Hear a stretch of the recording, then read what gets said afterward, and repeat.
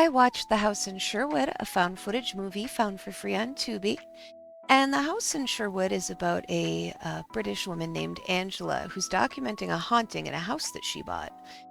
And she's someone who purports to be a psychic, kind of a medium, as it were. And she's being followed and stalked by this woman named Karen, who was, we find out later in the movie previously, a client of hers who lost a lot of money at taking advice from a psychic. And now she blames her, and her whole goal is to discredit her as publicly as possible. So Angela bought this haunted house, and she moves into it, and it turns out the haunted house is right down the street from where Karen lives. So Karen is ecstatic because she's going to start stalking her and trying to make the house seem haunted and then prove that it's all fake so that Angela's outed as a fraud.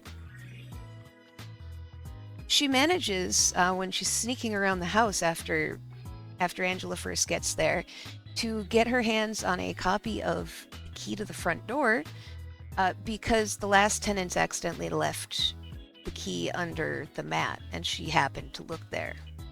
So she grabs it, planning to use it later, and runs back off. Angela sees the figure as she's walking around the house. She has a YouTube channel, so she's filming everything for her paranormal YouTube channel. And Angela sees what seems to be a human figure inside of her sleeping bag that's all zipped up and thrown over. Thrown over a couch. So she's pretty sure that this is the apparition that she was told about.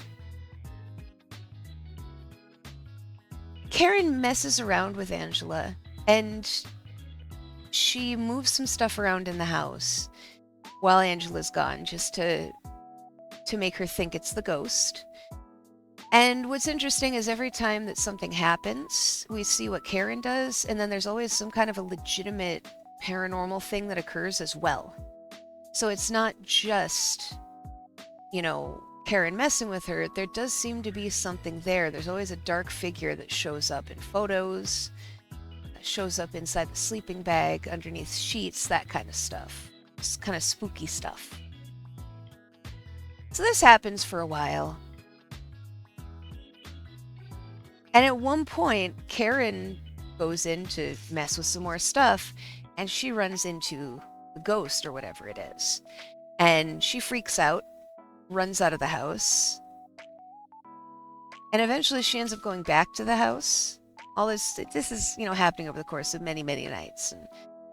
And she goes back to the house to mess with Angela one last time, even though... Oh, wait, no, that's not what it is. She goes back to the house because Angela figured out who it was and has reported her to the police. And she left something behind at Angela's place while messing with her.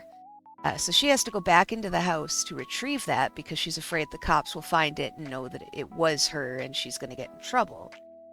So during this whole thing to retrieve this item, she ends up locked in the basement.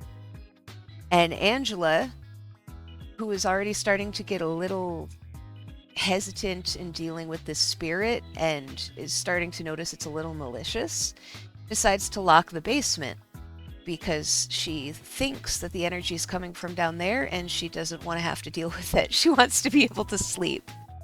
So she locks Karen accidentally in the basement without knowing it. And later in the night, Karen starts screaming. So Angela opens up the basement door and finds her in there, and she seems to be possessed by a demon. They end up taking her to the hospital. The demon said something about how one of you will die, or someone will die tonight, something like that. And Karen hurt herself, so they take her to the hospital, and she ends up surviving. And then Angela's like, oh, wait a second, that means... And then the demon attacks her. Coffee. Wasn't a very good movie. It was supposed to be assembled from different things. It was kind of a Megan is Missing kind of thing, where it was supposed to be assembled from the calls that they made to each other, not the calls they made to each other, the calls they made to other people, text messages, YouTube comments, Facebook comments, that kind of stuff, and the videos from the cell phones. It's all right. Not great. The lady who played Karen, I don't know why, but she was really off-putting to me. I think it was the way that her mouth moved when she talked, and I feel bad saying that, but there's a lot of teeth. There's something in it on a primal level. I just didn't like her. And I'm pretty sure that's why. It must be like just a monkey brain thing, you know? My monkey brain was telling me, oh no, she's showing her teeth all the time. She's crazy.